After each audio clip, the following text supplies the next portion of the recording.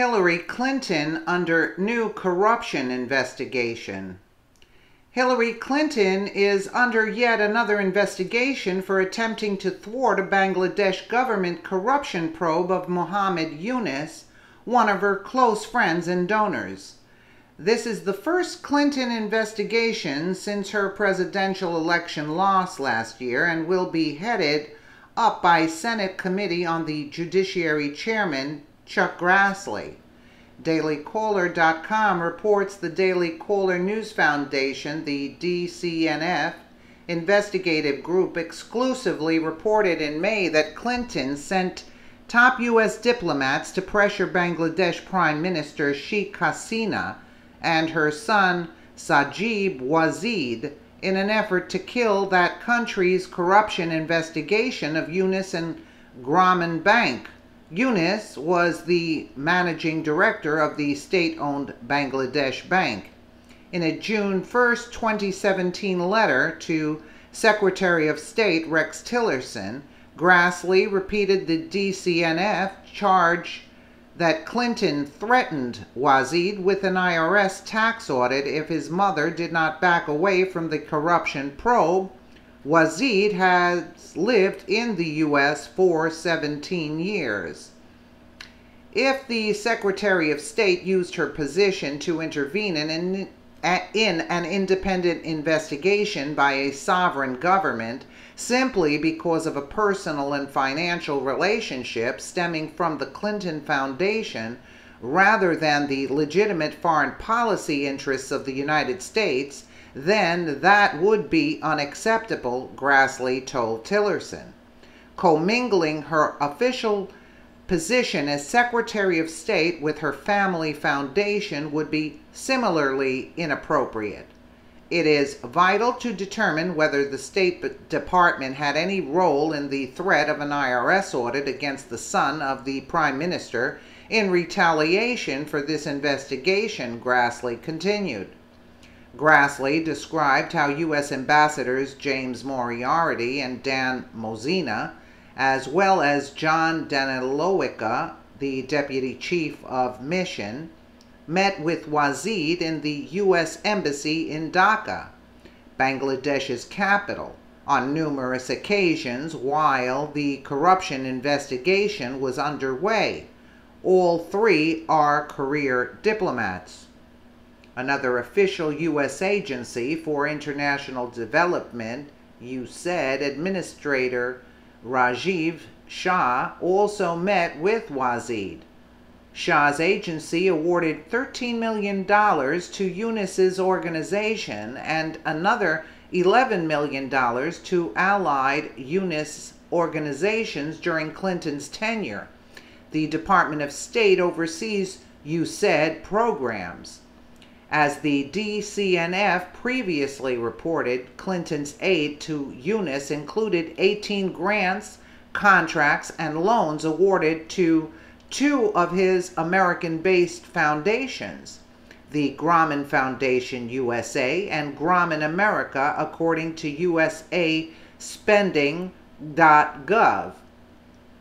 Yunus was stripped of his directorship of the state-owned Grameen Bank in 2011 as a result of the Bangladesh government's review of his financial mismanagement of the bank and its microcredit loan program for poor peasants, mainly women. A Norwegian documentary charging Yunus personally diverted $100 million intended for Grameen Bank and for the poor to his other organizations triggered the initial investigation against him. The pocketing of funds shocked many in poverty-stricken Bangladesh, where the annual per capita income is about $3,600, according to the World Bank. Yunus eventually returned the money to Grameen Bank, but the government's investigation exposed serious financial mismanagement and found the micro-loan program failed to lift recipients out of poverty. He was forced to resign under a law making 60 the maximum age for the bank's top position. Yunus was 70 at the time. Interest rates and payback amounts of the microloans sometimes resulted in more poverty, not less. Rather than repaying the loans, a number of recipients in Bangladesh and India committed suicide. Why doesn't this surprise us? You know Clinton's behind this when you hear this. Clinton's support for Yunus dates to former President Bill Clinton's years as Arkansas governor. Both Clintons became microcredit loan advocates and enthusiastic backers of Yunus, who invented the lending scheme. There you go. Bill Clinton reportedly lobbied the Nobel Prize Committee on behalf of Yunus. The committee awarded him the 2006 Nobel Peace Prize.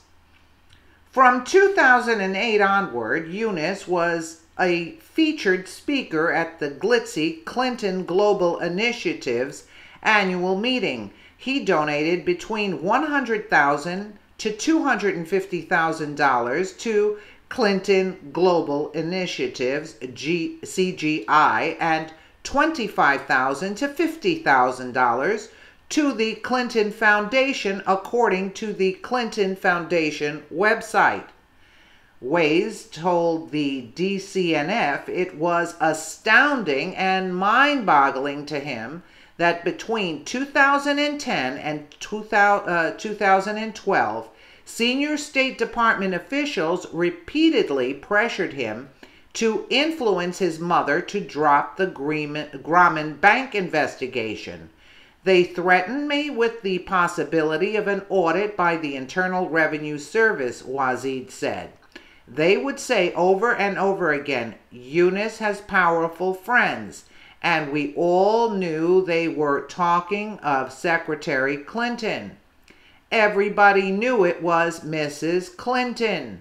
Grassley noted in his letter to Tillerson that Wazid recounted for state investigators 2 conversations with then Deputy Chief of Mission to Bangladesh, John Danilowicz, if I'm pronouncing that correctly, during which Danilowicz mentioned that Wazid may be audited by the IRS if he failed to use his influence to get his mother to drop the investigation into Yunus.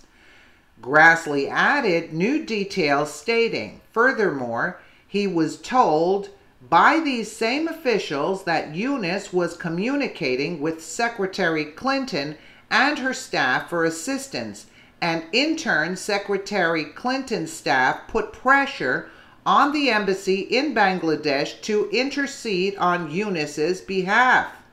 The World Bank also unexpectedly decided during Clinton's tenure in 2012 to rescind a $1.2 billion loan to Bangladesh while the IRS was pressuring Wazid. The funds were sought to build a key bridge near Dhaka. Clinton's inner circle of State Department aides kept her apprised of developments throughout the probe when Clinton confidant Melanie Verveer told her of Yunus's resignation on May 14, 2011. The former Secretary of State described it as sad indeed. In 2016, Grassley complained about the Clinton Foundation to former Attorney General Loretta Lynch. There you go. And to the FBI, another criminal in charge, Comey, regarding public corruption charges. However, this is the first time since Trump took office that Grassley renewed an investigation into Clinton, this time for her retaliatory actions against Bangladesh on behalf of Yunus.